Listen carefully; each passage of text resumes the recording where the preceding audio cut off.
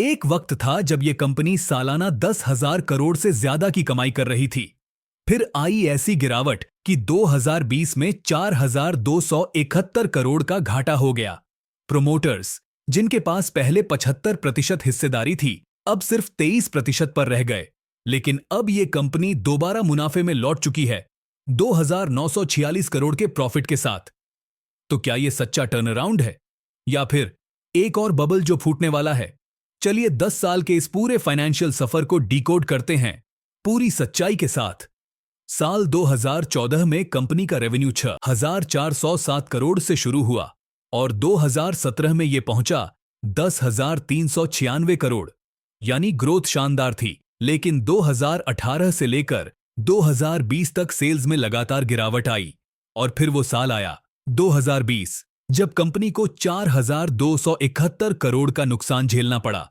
यही नहीं, ईपीएस भी -14 तक गिर गया। लेकिन कहानी यहीं खत्म नहीं होती। 2021 से कंपनी ने खुद को दोबारा खड़ा किया और 2025 में 2,946 करोड़ का प्रॉफिट और 7 ईपीएस हासिल किया। सवाल यह है, क्या यह टर्नअराउंड सस्टेनेबल है? टर्नअराउंड का असर सिर्फ प्रॉफिट में नहीं दिखता। असली पिक्चर बैलेंस शीट बताती है टोटल एसेट्स 2014 में थे 57,000 करोड़, अब घटकर 41,000 करोड़। इसका मतलब कंपनी ने अंडर परफॉर्मिंग या नॉन कोर एसेट्स को बेचा या बंद किया। बोरोविंग्स 2014 में थीं 31,000 करोड़, आज सिर्फ 15,000 करोड़, यानी कंपनी ने भारी डेट भी रिपे किया है। कैपिटल वर्क इन प्रोग्रेस, जो पहले 32,597 करोड़ थी, अब सिर्फ 1,381 करोड़ है। साफ है कि नए प्रोजेक्ट्स पर कंपनी ने खर्च कम कर दिया है और एग्जिस्टिंग इंफ्रा पर फोकस कर रही है। अब नजर डालते हैं रिजर्व्स और कैश फ्लो पर।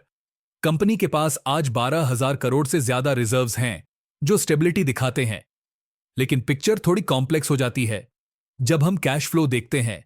एफआई 2022 से एफआई 2025 तक ऑपरेटिंग कैश फ्लो गिरता गया है और फ्री कैश फ्लो भी लो है।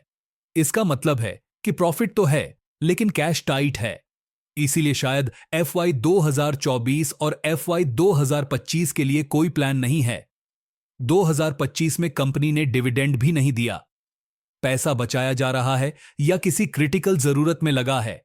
वहीं दूसरी ओर इन्वेस्टमेंट 3,739 करोड़ से सिर्फ 3,644 करोड़ तक ही पहुंची, यानी कोई अग्रेसिव ग्रोथ स्ट्रेटेजी अब तक दिखाई नहीं देती।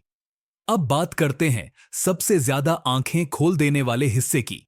एफवाई 2014 में प्रोमोटर्स के पास 75.4% हिस्सेदारी थी, लेकिन 2025 तक ये गिरकर 23.26% रह गई। अब सवाल यह है, क्या उन्होंने भरोसा खो दिया या कोई स्ट्रैटेजिक एग्जिट स्ट्रैटेजी थी?